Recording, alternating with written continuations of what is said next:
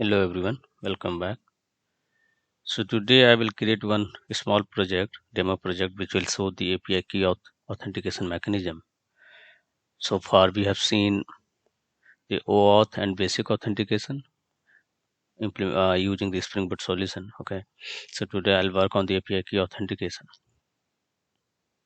I have already created one small project called Spring Boot Key Auth. Here I would like to show what I have implemented so far. In the form XML, I need security, dependency, and web. So these two are only needed in the form.xml.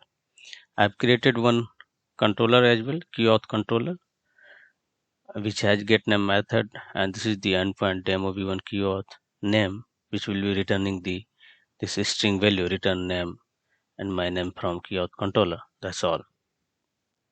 What we need as part of imposing the security, I've created three class.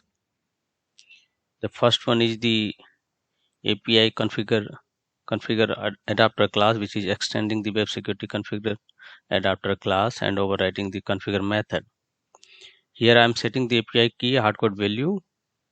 You can also take it from a application.properties file,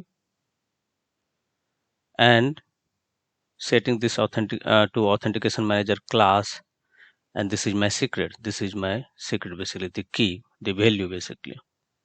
Okay, and this method I'm doing nothing much, just disabling the cross scripting side and managing the session stateless.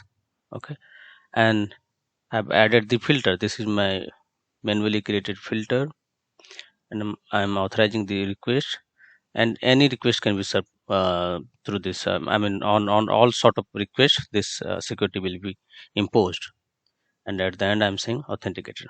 So return the authenticated will. Okay, so this is API configure adapter class. Now go to filter. In the filter, I'm doing nothing, just returning the header value. I mean, this header will have the API key name, and based on that key name, I'll be returning the key secrets. Okay, and in this method, I do not need to return anything, so I'm returning null. And the third class, which is API authentication manager, which is implementing the authentication manager interface. And here I am comparing the value which is there in the code, the hard coded value, and the value which is coming from header using get principal method. Okay, so I'm comparing it. In case of mismatch, I'll be returning the invalid API key or secrets, or in case of pass, it will return the set the authenticated uh, method to true. So these are three classes needed. So one is the filter. Filter is basically we are filtering all the requests before it goes to controller. Okay, and the configure adapter class basically configuring the all the rules, the filter, applying the filter, and all the rules. And manager class is basically checking the value which is coming from header. So that's all we needed here for the key auth. And why we need I mean so much why we focus on so much security as of now, because we know all the companies are moving from monolithic solutions to component based microservices solution, wherein the company is creating the small API, the microservices. So there we need the security. There we see the need of security. It becomes more, you know, I would say necessary things to have a security applied on your API, so that no one can access it without proper authentication and authorization. So we see there are three type of security as of now available for the API security. I would say, like basic authentication we have using ID password. We have OAuth, open authentication, OAuth 2 as of now we have, and we have key auth as well. So I've already created video for basic authentication and OAuth. Now I'm creating for API key basically. So let's run this. We can see using it. I mean, we can use the Postman tool to see whether we are going through the request or not. So I'll run the application.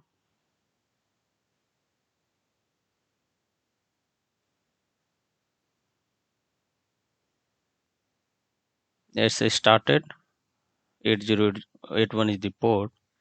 So here in the postman, this is my endpoint. There is no parameter in the authorization. I'm passing key and value. The key is API key and value. This is my secrets, and it will be appended into header. There is no header other than that authorization. There is no need of body and other thing. So simply I'll try to hit this. And if you see, the request is going through the filter, and it's getting the response from key of the controller. And status is coming 200.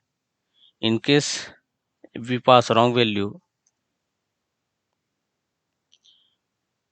we will get 403 status saying forbidden, because it's not passing through. It's not been authenticated properly. So yeah, that's all. I mean, it was the small solution only. I will upload the solution on Git as well and give the URL of Git in the video itself in the comment section. And I hope you would like this. Thank you so much.